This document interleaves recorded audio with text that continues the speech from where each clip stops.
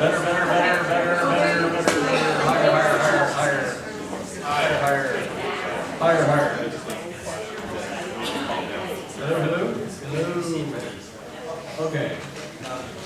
I'd like to welcome you all to our town hall. I'm Zack Hudgins. I'm the senior member of our delegation. I don't know how that happened. Senator Bob Hasegawa and I have been serving for a number of years, and you know Steve Bergquist. We're going to start with a welcome to this facility. This is the King County. I don't know, anybody ever been here before? No. Okay, so that's good. You get to see your tax dollars at work right here. So we're going to have an introduction to the facility, and you have to go through a safety briefing, just like being on an airplane. So start digging around looking for your seatbelts.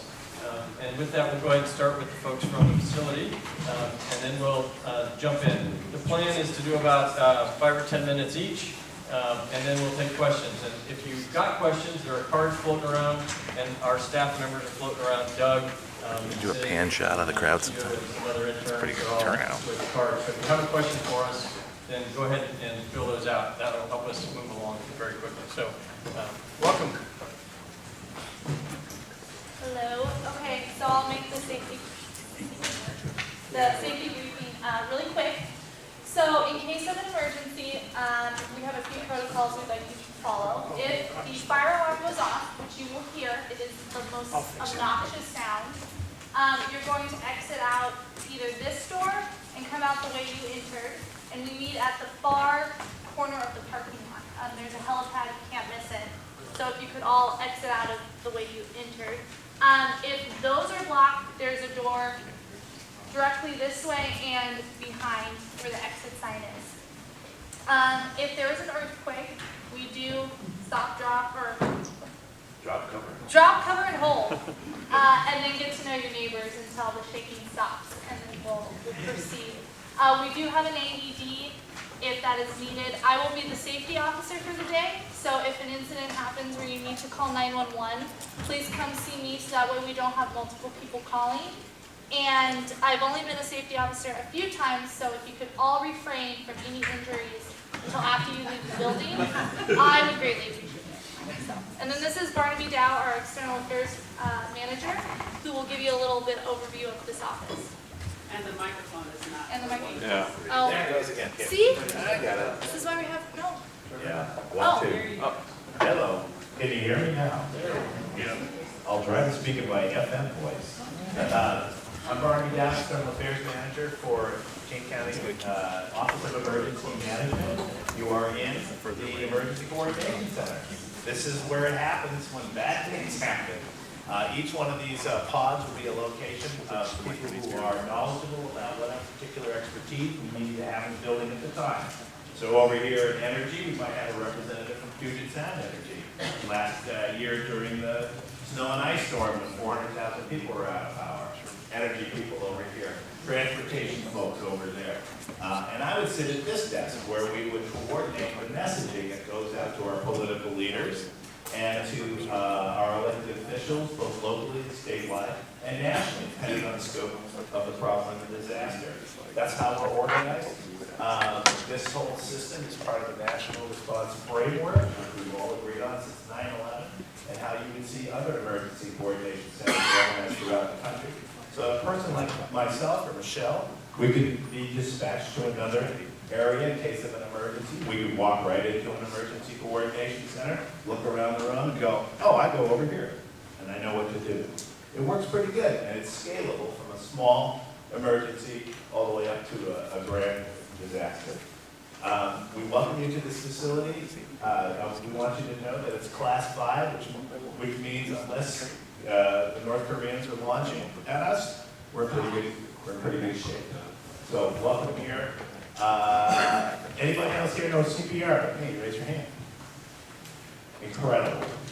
CPR is one of the most vital things that you can know about keeping yourself, your neighbors, and family members alive, and it's just one part of a plan to keep yourself prepared.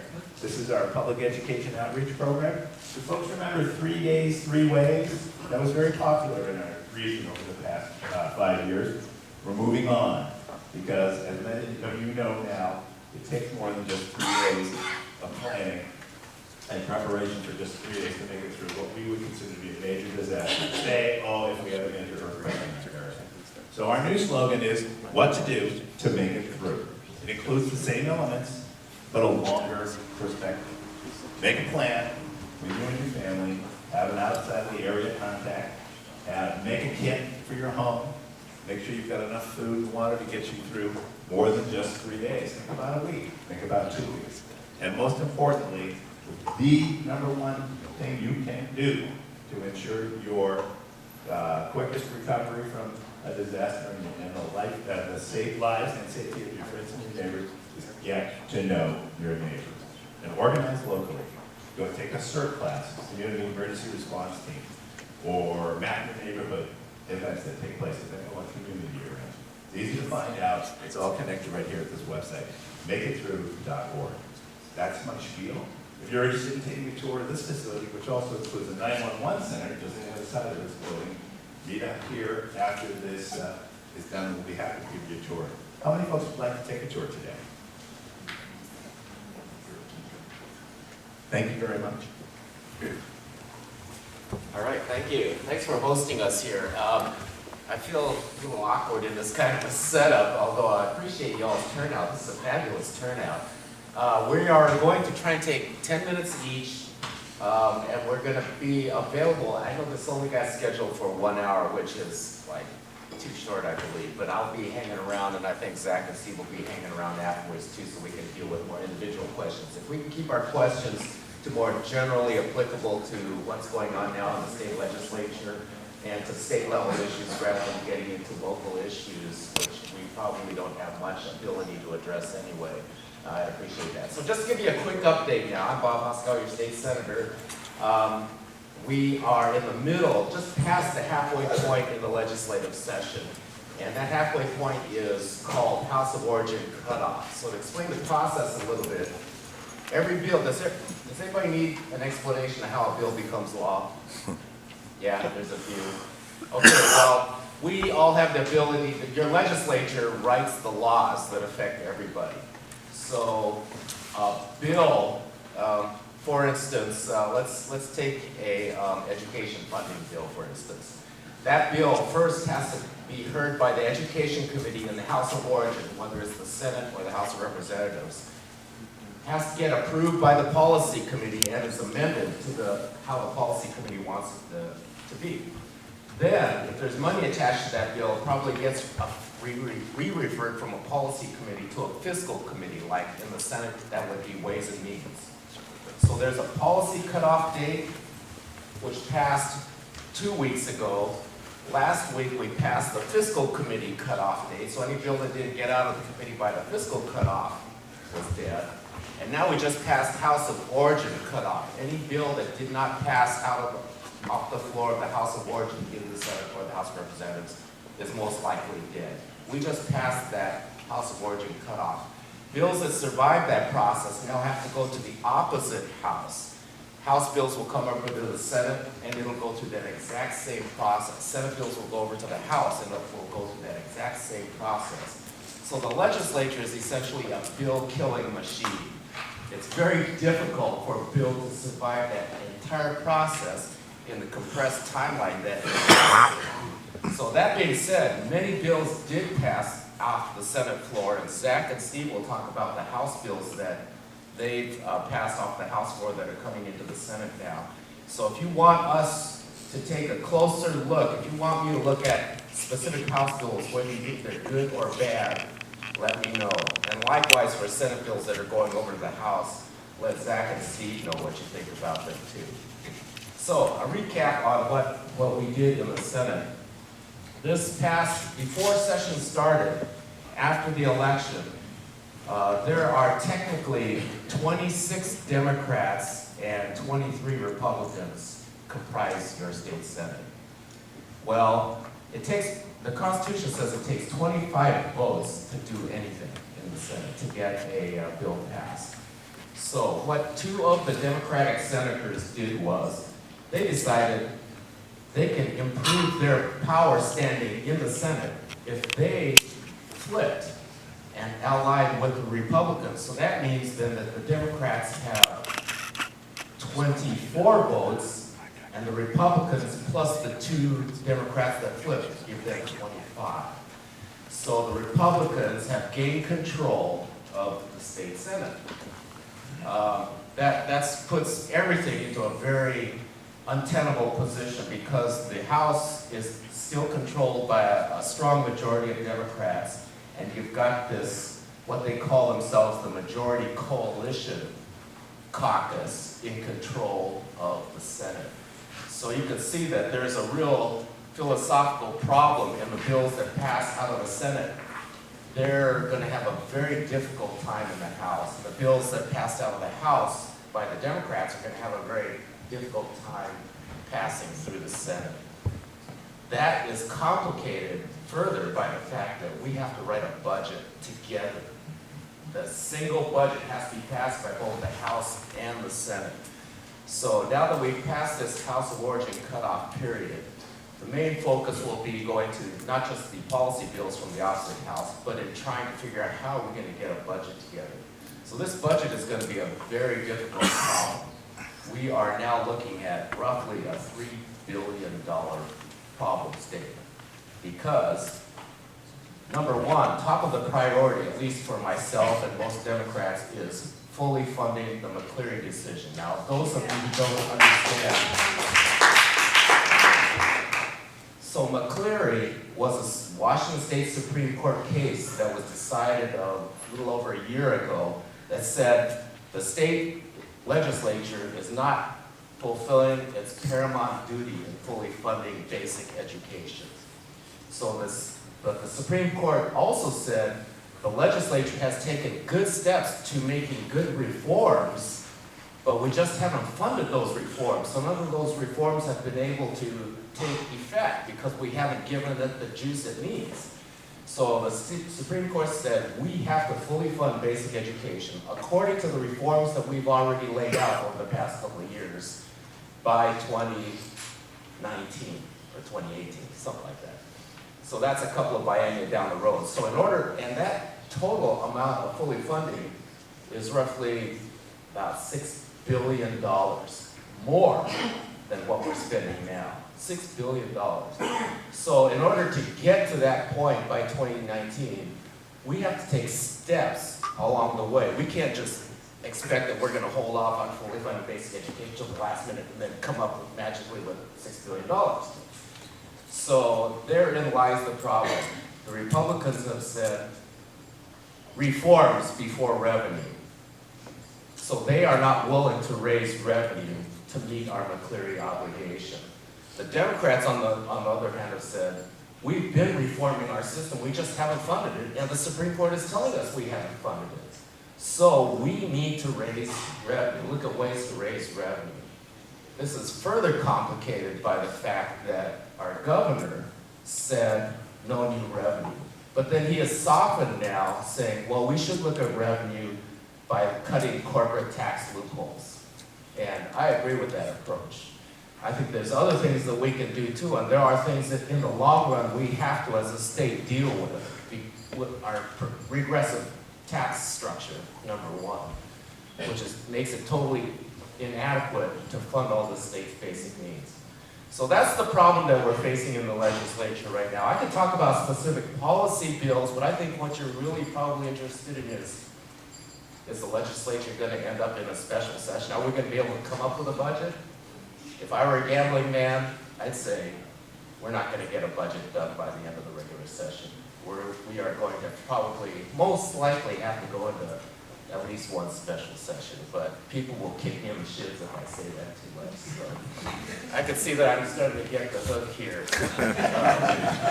Because we do want to leave a lot of time for you all to ask your questions for us to answer later. We'll stay afterwards. I'll make myself available after this presentation. And there is so much more to cover with regard to what's happening in the legislature right now. But I hope that this gives you a little sense of where we're at right now. And I'll turn it over to who's next. So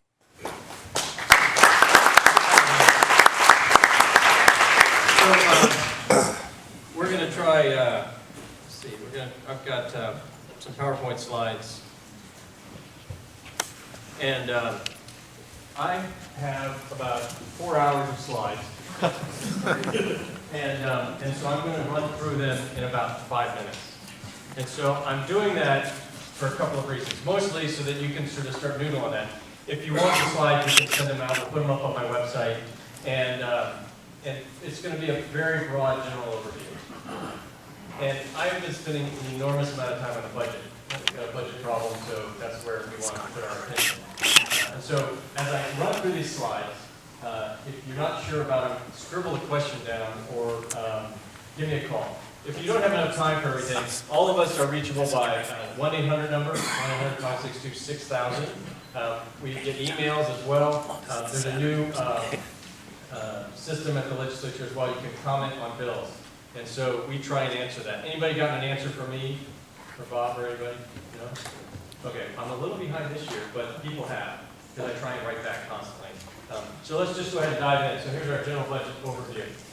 So we've got 3 budgets: operating, transportation, and capital. Bob has been on capital budget in the House before. Steve is on the transportation budget. Our operating budget is about $30 billion state, so that's your tax dollars that you pay. We, as Bob ran through this cycle of what a bill is and how it gets there, it's just a regular bill. It's about an inch thick, so it's a little tough to read, but that means that it's online. That means we have to have hearings on it. The budget development process is like the same one with any bill, except that every piece of the state agencies are involved with it. So here's a quick timeline of how things start with the Office of Financial Management and the agencies in April, and they move forward. The governor gives us a budget in December. We've got a new governor, so there's maybe a new budget as well. Then here's the calendar for the budget. It ideally gets adopted and starts on July 1st. That's not always the case, but that's the ideal world. This is the timeline we're supposed to be following. So here's our the things that we pay for in the state budget: K-12, higher education, healthcare, social services, public safety, natural resources, government operations, and our debt service. I think that the line is we educate, incarcerate, and medicate. So here's where the money comes from, generally, for all of those things. And so GFS stands for General Fund State. We get federal matching funds, we get some private sector funds, that sort of thing, tuition, other things. So we're talking about $31 billion. And here's where those funds are going and what we're buying with your tax dollars. So here's where the state employees work. So if you look at sort of your state employees, a lot of them are higher education, and that's what people don't usually think about. Higher education is considered discretionary. That means that we don't have to pay for higher education based on Constitution or statutory. We do because it's the right thing to be doing, and we have for years, and we need that for the future. So you can also see where our money is spent. It's about 43% on public schools. So the McCleary decision is pushing that piece of the pie higher, and without the pie getting bigger, it means we're squeezing other things as well, which we have been doing for the last few years. Here are some of the budget drivers. So public schools, low-income health, debt services, and so all of those things are what caused the budget to increase as well. So here's a quick historical perspective. So going back to 1995, you can see how it grew with the economy, and then how it actually dropped. And this is general fund dollars. So this is your tax dollars, and so that you can see when the recession hit. And so people that say, "Oh, we're spending more," here's the what we're actually spending. Here's a couple of different ways of looking at it, and this is based on per capita and other metrics as well. You can also see that it's shrinking back down. Again, and again, all these slides are moving quick. But, this is about the big picture stuff. Again, here's the spending level. Now, the spending level flattened out, but that's because the stimulus package that came out of the federal government helped us backfill some of our expenses. So although state dollars dropped, the spending was pretty even because the feds helped us backfill some of those. And so here's the total budgeted per capita as well. And you can sort of see how the lines are flattening out a little bit. That base year is 1995. So here's some recent challenges. You can see that we have cut about $20 billion in shortfall since 2009. So contrary to what some folks are saying, we're not crazy. Taxes have been nuts down in the legislature. We are continuing to shrink the budget as best we can. So here's our projected general fund revenues, and they're almost equal to our 07-08 So that's kind of, you can think about whether we've grown in the state, whether we've increased the number of need, or those sorts of things. And so revenue coming in is about the same as it was about 5 years ago. Here's a way of looking at what we're required to spend. So constitutional is in the middle, like public education, and then we go out to federal requirements, and then state requirements, and then up there and none. And you can sort of see a little bit of what those are. And again, you can go through things that are constitutional, like schools, things that are discretionary, or like your basic health or disability lifeline, social service programs, or, for example, the universities as well. So here's just an idea to show you a quick graph of the difference between maintenance level, which is basically kind of inflation adjusted or maybe caseload adjusted. So you have hard times, and maybe more people are in prison, so that's maintenance level, just maintaining the prisons. Maybe people pull their kids out of public schools and they put them into private schools, and so that's what creates that gap right there a little bit. I spent an enormous amount of time on general government. I'm the chair of the committee. It's my 3rd year of overseeing 68 state agencies. It's about $3 billion of the general fund budget. So if you look at a shortfall of $2.5 billion and $3 billion, you could wipe out 2/3 of the state government, which I think some people in the 11th would love. But that means that you still wouldn't solve the problem. I mean, there's just not enough money in state agencies. If you took a pay cut or if you got rid of them, it's just, there's not enough money there to solve some of our budget problems. It's because of what we do. So not only are we talking about the Department of Corrections, which I think is going to be up here. So there's all of these state agencies that I deal with, that I talk to them about their budget. They sit in my office and ask me for new policy ads, or please don't cut my budget off of what they usually say. Whether it's the Attorney General, I'm meeting on Monday, the Secretary of State, whether it's the Department of Corrections or the Department of Ecology, these are the folks that fall under my committee's jurisdiction. So for the general budget, general government piece, this is about $3 billion of what I do. You can see where the APG, so this is the full budget, you can see where the APG agencies are in there and how it's a small piece of the overall piece. We've broken them out on the side there. The legislature, including the Senate, is only 0.4%. So folks talk about the legislature, that sort of thing. It's not a very big piece of the pie as well. Here's how they break out with their largest pieces of general fund. Department of Corrections is probably the biggest, and so it's about $1.6 billion. Again, you can look at where the money comes from. We get a lot of other funds, mostly federal funds and dedicated accounts in our natural resource agencies. So here's one that are very confusing. And these are the simple slides. I pulled out the simple ones so I could move quickly through them. If you'd like, more complex and like multicolors and splatter graphs, we can get those. These are all put together by our nonpartisan OPR staff, Office of Program Research.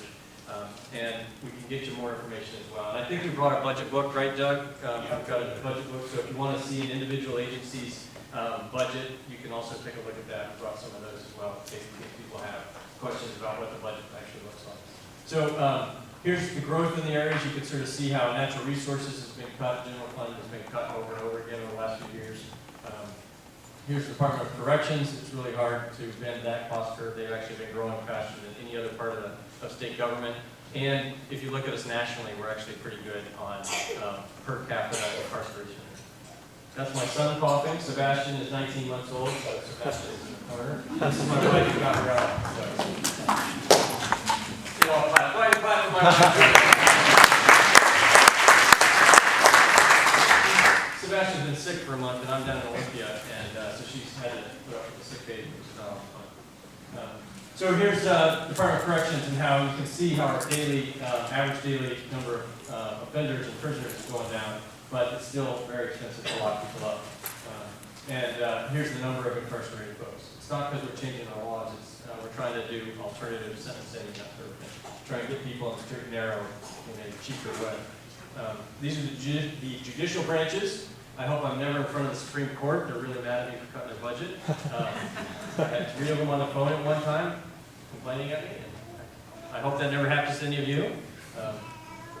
Here's our natural resources. Natural resources include everything from the Department of Agriculture, Conservation Commissions, Columbia Gorge Commission, that sort of thing. These are a lot of dedicated accounts, so if you pay for a fishing and hunting license, for example, it goes to the dedicated account. If you're a snowmobiler, off-road folks, those sorts of things.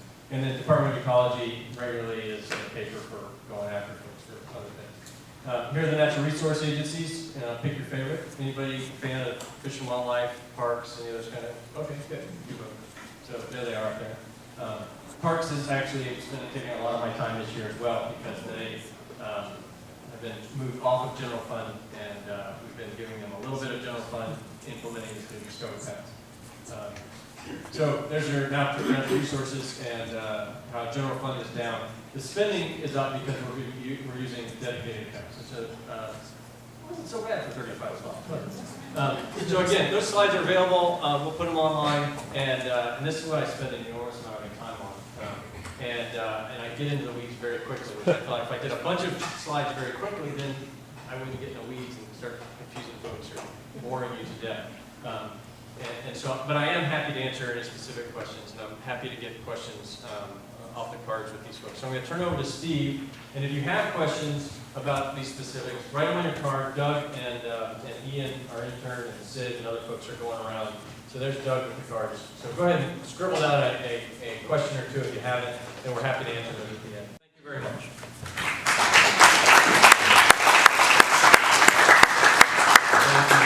Thanks, Bob. I do want to point out that having only been here 8 weeks, it doesn't give me that opportunity to get into the weeds like they have already. Zack and Bob have been great resources for me. Makes it a lot easier to transition into the House when you have great mentors like that to really help you along the way. Zack's being modest, he's got a lot of power down there as the chair of the budget committee. That's a big deal, right, Sebastian?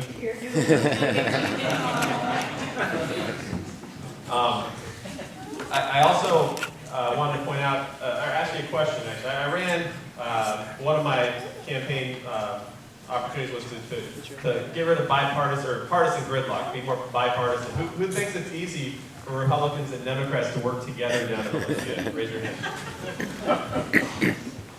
You'd actually be surprised, especially now that the Senate has Republican control. In order to get something done down there, in order to make change that's good for our communities, we have to really work together to get things done. And that's probably been the biggest surprise for me is how much really you do work across the aisle and make great relationships on both sides. Talking to Senator Prentice today, because all of our bills had to get out of the House by Wednesday to be alive and able to pass into law this year. And so now they're moving over to the Senate. I have a couple meetings set up with Republican senators that are chairs of the committees. My bills are being heard on Monday.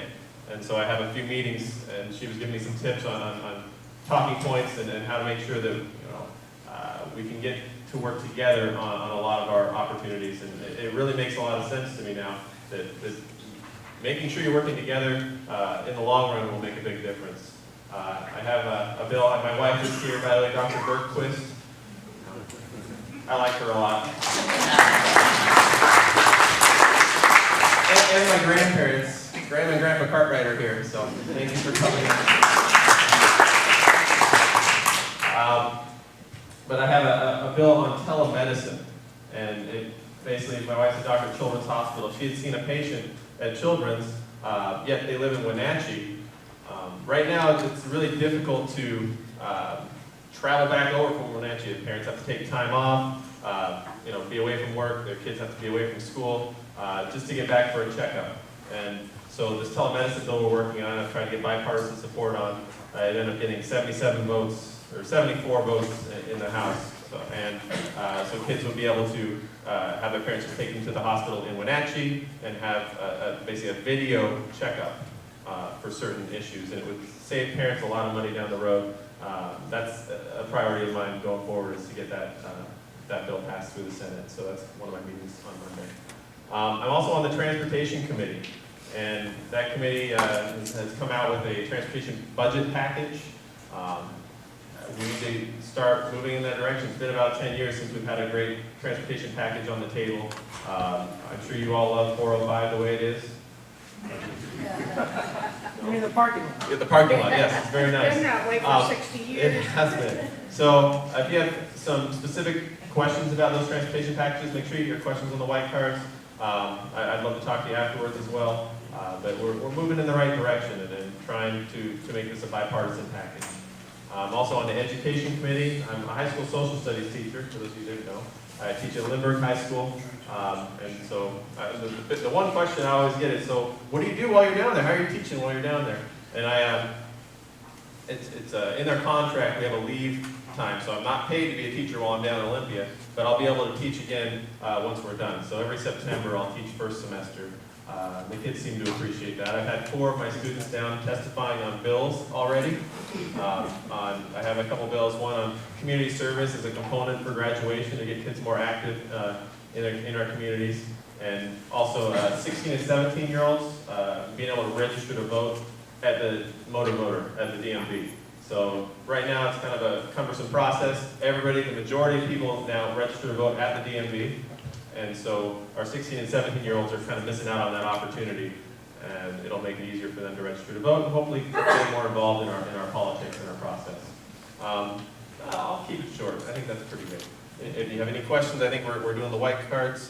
Yeah, we can go ahead and we'll start working on those. Thank you. They're still sorting some of the cards, but you want to just dive in, Bob? Sure. Just grab one of them and we'll kind of do a round robin. Well, this is a question for House members. Okay, so we'll start with House members. Will we vote against the Senate bills? Why are you sending us bad bills?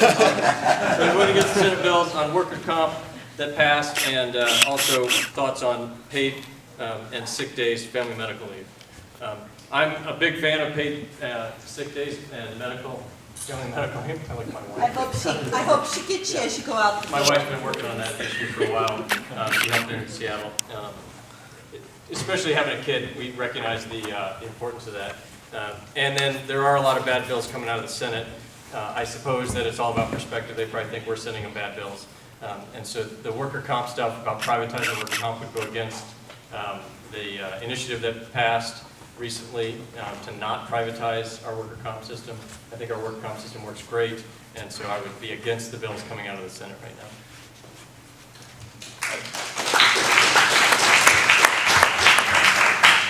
Ditto. Well, I can tell you a little bit about how these bills got through the Senate and what they do.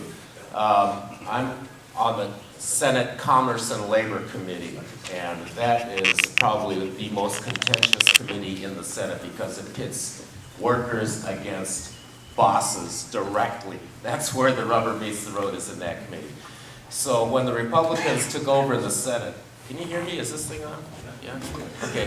When the Republicans took over in the Senate, they couldn't help themselves. It was like the floodgates opened, and then all these bills that they had not been able to pass while they were in the minority came flooding through. These bills all dismantled workers' compensation system in our state, primarily by cutting benefits, cutting the workers' ability to have swift and sure relief on medical claims and to protect their families. They want to cut all the benefits that the family members would get. They had a bill to do a sub-minimum wage, if you can believe that. They wanted to lower the state's minimum wage from $9.19, what it is now, down to $7.25 for all workers for the first 680 hours that you were working in some place. So we would be creating a permanent poverty class in our country, because when you move from one job and you get you 680 hours, then the boss is gonna just look for somebody else to replace you. So then you've got to go someplace else, and then you'll just make $7.25 an hour. It was a horrible bill, really a horrible bill. They had these bills to repeal our Family Medical Leave Act came to this committee. They were all pushed through the committee on partisan lines. The Democrats voting not to repeal, the Republicans voting to force repeal of it. So it's been a very interesting first session in the Senate for me, especially being at the focal point of these things. One of the questions I have here, moving on though, is to comment on Medicaid expansion. So Medicaid expansion really is one of those no-brainer things that we should just be doing. It's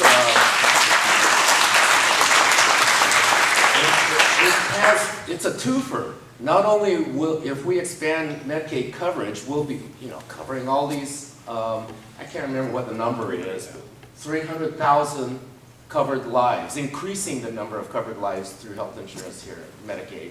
But it also draws down all these federal dollars, which is worth something like 800. 150 actually, after we cover. No, I thought it was way more. Well, lots of extra federal money comes in because they're going to be subsidizing the Medicaid people. So it's a twofer. Why not do it? Well, the Republicans are opposing it because philosophically they don't believe in Medicaid. They don't believe that government should be, they believe that we should be shrinking government's role in providing benefits rather than expanding. So even though it is a no-brainer, twofer, it's a very difficult issue to try and get through the legislature. So I think you should feel proud that your legislative delegation is thinking in the best interests of all of our community here on this one. I presume I don't want to speak for you, but maybe you should comment. I think we're there. I think we're both there. Is there a bill for the Medicaid expansion? I have not seen it. I think it'll be in the budget. Part of the budget. Budget. I have a question here. The Republicans say fund education first. That's kind of their motto. They were trying to get us to pass a resolution to fund education first in our budget. It sounds good. But she says, why do Democrats disagree with this position? So it does sound great, doesn't it? Fund education first, but who are we leaving out? We have hungry, homeless, and sick kids now that would have a great education system but not really have any access to it. So in order to fund education first, that would mean we'd have to cut from our housing, from our food lifeline, from our healthcare programs. And in the end, I think our kids will be losing out. So that's why we can't just fund education first. It does sound great, but there's a big problem with that in the long run. Got a question about the background check bill. We had a couple of bills introduced, some in both the House and some in the Senate. 1588 went through a number of iterations, and it would have required a universal background check on all gun purchases in the state. It fell 3 votes short of coming to the floor for a vote. Republicans, generally speaking, were against the bill, and we came up short, including, it's mentioned here, Pat Sullivan refused to support the bill. So you'll have to talk to Pat from the 47th District about his support. I supported the bill. I think it's a good idea that if you're funding mental health and you're doing universal background checks, we can actually slow down some of the violence in our communities. The other question was to discuss the religious holidays bill. We had a bill that was brought forward because of some problems from some kids in a couple of school districts.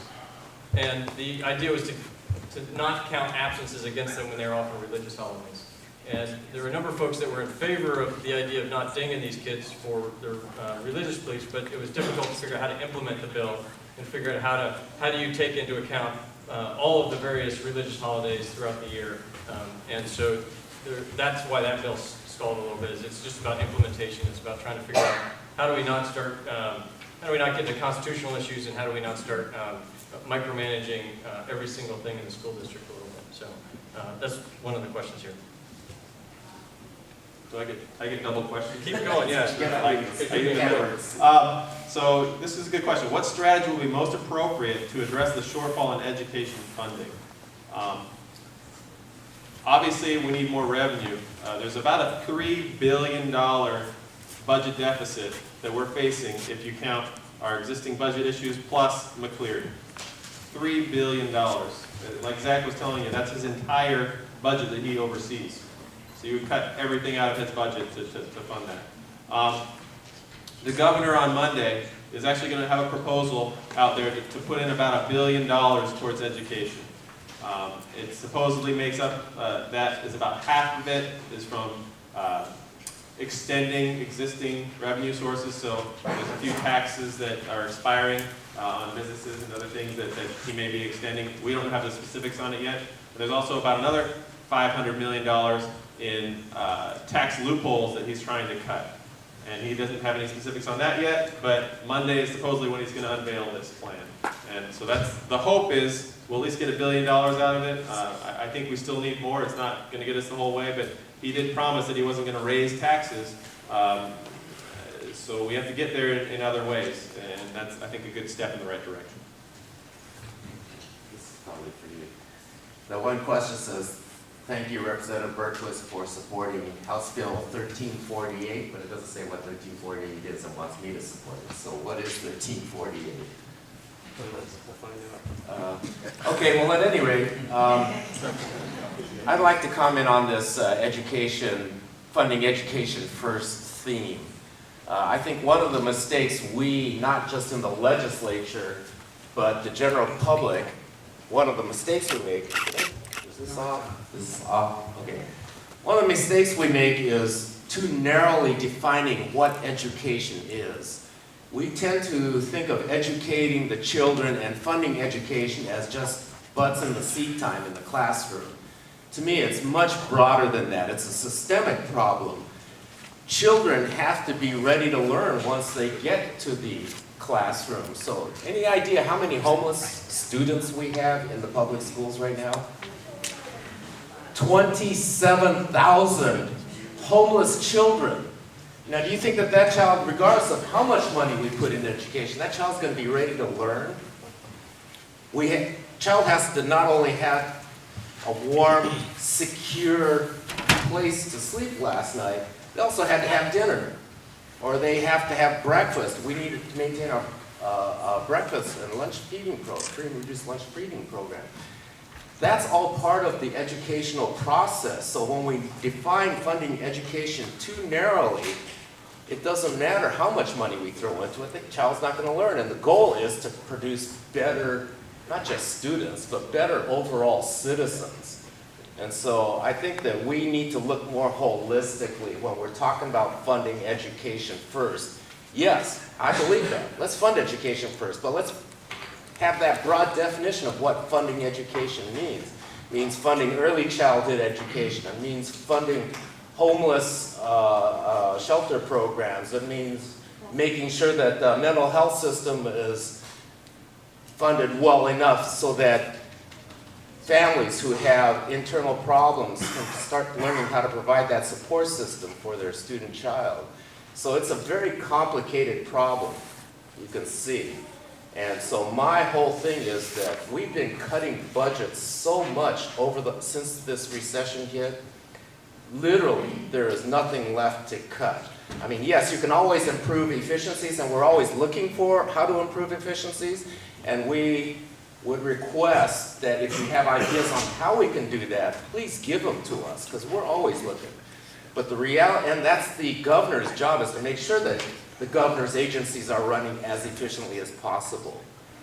But that being said, we have to find more money. That's all there is to it. Our tax system is so backward, and it's so focused solely on how well the economy is doing. You know, mostly over 50% of the tax revenue to the state is generated by sales tax. No other state is that heavily weighted on sales tax. About a third of our revenues are based on property tax, and another third on B&O tax. No, less than that, because that's way over 100%. Anyway, the point is that sales tax is where we get the bulk of our revenues. So what happens in a down economy?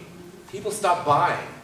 People can't afford to buy. So then our revenues automatically decline.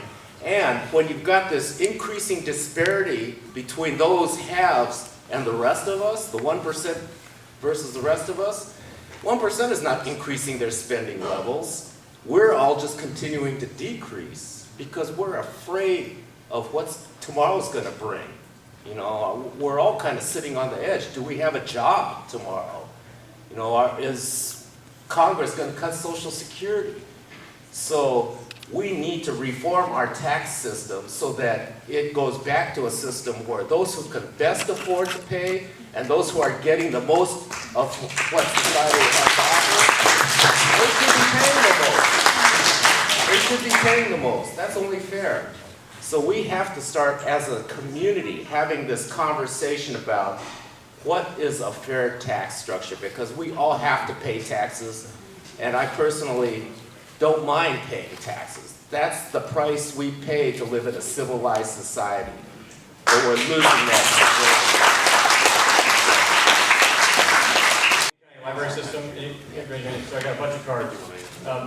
There's sort of two ways of coming at this. The first is, I think Ed Prince is here from the city of Renton, the city council member. Ed, were you here? And, oh, you're on. And I think there's a representative also here from Adam Smith's office. Is that right? Okay, there. So if you've got federal issues, you can talk to him. The first thing is you should, federal issues, talk to him. The first way of thinking about this is that a lot of the local jurisdictions are taken care of at the local area. And so you need to keep the pressure up on the city council. You need to keep the pressure up on the county council because they deal with regional services and they overlap with King County Library Services. A number of you mentioned an RCW that needs to be changed. And those usually get changed when we hear from more than one jurisdiction. I mean, I'm happy to talk to you after the meeting, and I'm happy to work with Steve and Bob to introduce any changes that need to be put into place. But that probably won't change unless we hear from folks across the state about the problems there. It's not a very satisfying answer, I'm sorry, but the state deals with stuff when they rise up to that. That means we're hearing about it from a number of jurisdictions, a number of counties. And if it's only one area, whether it's only Seattle or only Renton or only Wenatchee, the only time the state hears about it is when it's really bad. And then folks don't necessarily want people from Yakima and Spokane deciding what happens in Renton. So your first avenue is to continue to push on both the local library board and the King County Council, again, not because they have direct, but because they deal with these countywide local issues, but also the Renton City Council. Excuse me, are you aware that King County Council has no Yes. oversight over Yes. town? Yes, thought and I said that they oversee sort of regional services, and they also have full-time elected members, and each of them gets 3 staff, compared to each of us gets 1 staff, and we're part-time. So I know they don't have any direct jurisdiction, but they deal with local issues, and they deal with cross-jurisdictional issues as well. And so that's why I mentioned them as an avenue to push on. And whether it's Joe McDermott or Reagan Dunn or Pete von Reichbauer or Larry Gossett, they are looking out for regional issues, and they're there full-time, and they've got more staff. So that's why I pointed to them. How would they put pressure on them? They have no way to put pressure on them. How would they change anything? They have no input into that. I'm just curious because we're looking for solutions. We're looking for ways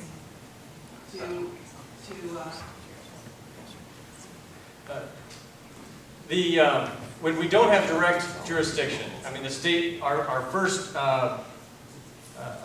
avenue for putting pressure on anybody is generally the state pocketbook. But the only way the state pocketbook moves or changes is if we have great wide consensus. So that means that I'm only as powerful as when I can convince 50 other people in the state house to support me. Now that's not impossible. I just had a bill go out the other night with 77 votes, including 22 Republicans. It happens. But unless there's direct funding, or if it's happening all over the state, is when the state generally gets involved. The local folks may not also have direct authority, but they can also push on the library board, and they can push for other accountability. We will look at the RCW. I said I'd look at it. We're past cutoff. Nothing's going to happen this year. That means even if we are successful, it won't change until next January or next June when the law is put into place. And so that means you need to continue to push on your representatives that are closer to the issue, which is the Renton City Council. And whether you like them or not, they're the ones that are directly involved in the Renton Library and in the King County Library System deal that's done. And they heard the election that was just held and the results of that. So I'm happy to continue talking to you, all of the library folks. But you need to keep pushing at the point that's closest to the issue, and that is the Renton City Council. Whether they are listening to you or not is sort of another issue. can't always make the cities listen, but you need to continue to push at the local level that's closest to the issue to get the most change. One thing to add is we do have a new King County Council member, Rod Dembowski, who grew up here in the 11th district. His dad still lives in the district. He went to Hazen High School, so he might be able to help you out on this as well. I also wanted to thank some great interns we've had this year. They've come from colleges for the semester to help us out. Akoya, Ian, and Olin, if you want to say hi or wave your hands there. And then the people that really keep us going down in Olympia, our legislative assistants, are all here as well. Chio, there you go, it's for Bob. Doug, for Representative Hudgins, right in the back there. And Sid Locke is my LA as well. So if you have any questions, we are always good to talk to today, but also if you can catch one of our LAs, that would get you in that right direction as well. I also have one more question I want to answer. It says, Representative Bergquist, you sponsored a bill that reduced the number of credits for graduation. That seems like backing away from previously approved reforms. Why do you think this is a good bill? So when you look at bills, you look at the potential of a bill, not necessarily what is originally on the bill. Because when you sponsor a bill, even if you think it's a great bill at the time, it can completely change, give it a 180 degrees by the time it gets out. And I knew that the bill I was sponsoring wasn't going to pass as is. There are some concerns, though, with the way we've set up our graduation requirements. Doesn't necessarily reflect getting kids graduated that are career and college ready. And so giving some flexibility to the types of credits that kids must take to graduate will, I think, in the end, help us prepare them better for that next step, whatever it is. So I'm definitely not relaxing standards. I think we're trying to find ways to give kids more opportunities to succeed. And then I think Senator Hasegawa had one more here. Okay, thanks. So I had several cards here actually interested in adult dental, making sure that we continue to fund adult dental, which actually so that is one of my priority issues that I'm following in the budget, as the budget is being written. You know, dental is just important to physical health as going to the medical doctor, or as is mental health as well. So we need to make sure that there's adequate funding for all those areas, and it's one of my priorities. That being said, the Republicans will be the ones in charge of writing the budget in the Senate side. So we'll try our best to get our input into what that budget finally looks like. We may end up writing a separate Senate Democratic budget just to show what we think the budget should look like, as opposed to what the one that the Republicans will come out with. But that's a strategic decision by our ranking member and our caucus on whether we want to do that or not. Right now, for the time being, we're trying to work cooperatively with the Republicans, hoping that they will address some of these issues. But frankly, I don't see how they're going to address any of these issues unless they agree to raise revenue, which they are not going to do. So that's kind of the status of that. And then there was one other question here. Let me see. Comment on Senate Bill 5191, yes or no, like concerning the owner of a beneficial interest in real property. That sounds pretty esoteric. What's this MERS? This is the bill that addresses mortgages having MERS, M-E-R-S, as the beneficiary slows, or... That's pretty esoteric. Anybody who asked that question? Yeah, well, that's the bill that mortgage electronic registration system is a shell corporation. And what was going on there was we found that people were being unduly foreclosed on their properties when the note holder wasn't actually the bank. Oh. And so that was brought up in the Senate and Washington State Legislature to address that. And I was just hoping to find out if you'd known about it and whether or not that became a law. So, I don't recall that hitting the Senate floor, so it must have got caught up in the Financial Institutions Committee itself. Right. Yeah, but I don't remember that having hit the Senate floor. Okay. So, but I can check. Yeah, 5191. We can get back.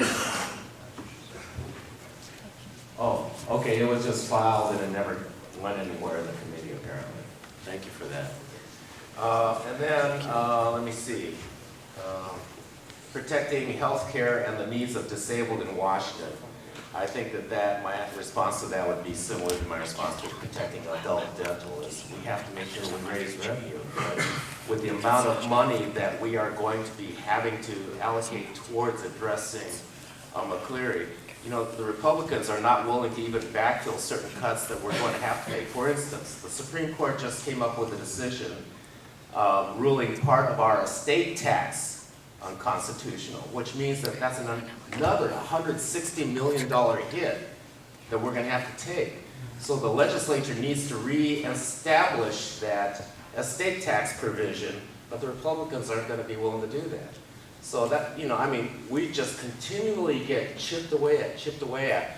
The best thing you can do, frankly, is talk to your relatives who live in some of these other districts and say, hey, you know, these are what the real issues that need to be addressed are, and we have to raise revenue to deal with those. Anyway, we're kind of running over time, but. There was a question about transportation. They want to know more about supporting local funding options for our transit agencies. You all realize Metro is kind of looking at a fiscal cliff of its own. If we don't have some kind of funding options, they're going to be cutting big time out of that budget, kind of like Pierce Transit just had to do.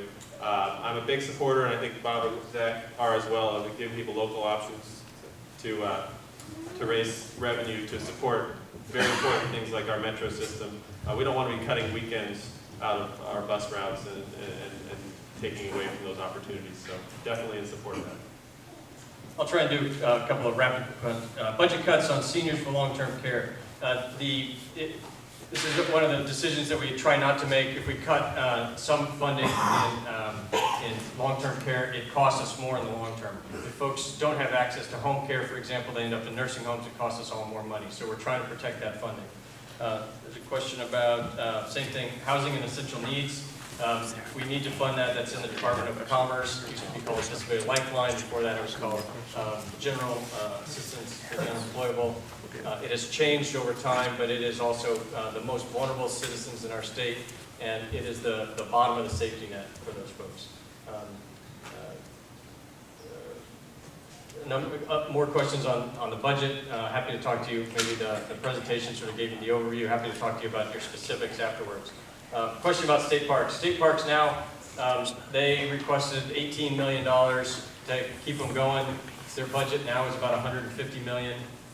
They have been on the general fund for the last 100 years. This is the centennial celebration of the state parks. They were founded in 1913. Their request has gone up to about $27 million after the Parks Commission met and looked at their needs. We are currently sort of in negotiations, but we're looking at somewhere between that 19 and that $27 million to put into the parks in order to help them keep going. So we will put some more general fund money in.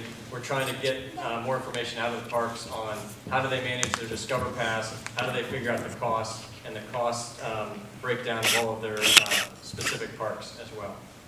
So there's 3 quick ones. Okay, just to wrap up the questions that I have, they're comments mostly, I guess. Says thank you for advocating for raising revenue and reforming the code.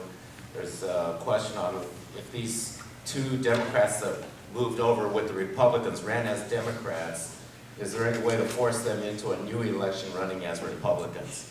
So unfortunately, the state, well, the Supreme Court ruled out our the way that we used to run elections where you can pick which party you belong to and whatnot. So anybody can say anything about whatever.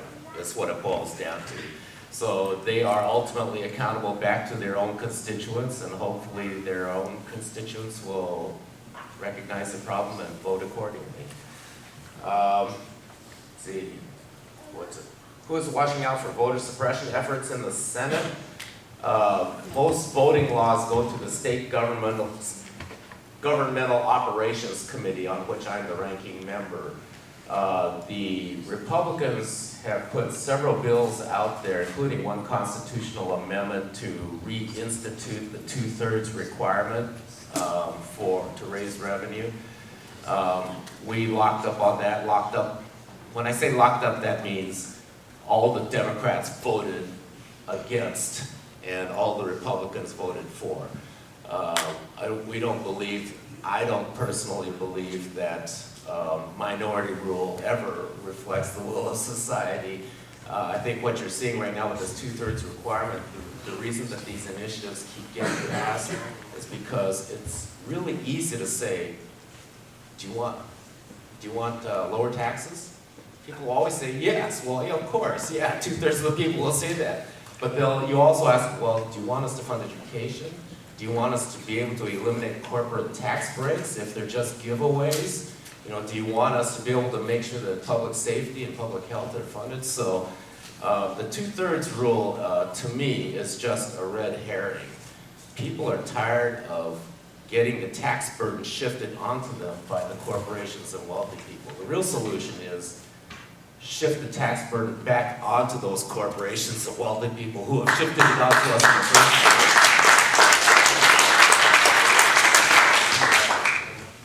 So I've got a few more cards, but I don't understand the questions, and so that's why we're going to stick around. So if we didn't get to your question, come on up and grab us.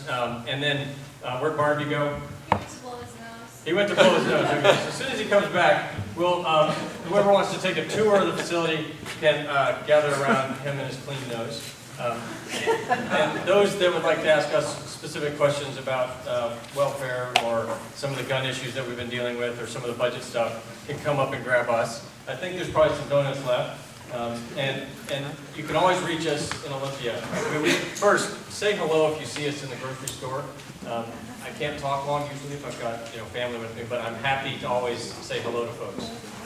And please email us, call us. There's a number of ways of putting comments on the bills. We appreciate that. It helps us represent you better. I want to thank you again very much for coming out today. And I hope you take a tour and see this facility. It's a great facility. If you ever call 911, it comes into this building. Oh, there's part of it. So we'll be up here. So thank you very much. Would you like to? Thanks for coming. Okay, so thank you very much.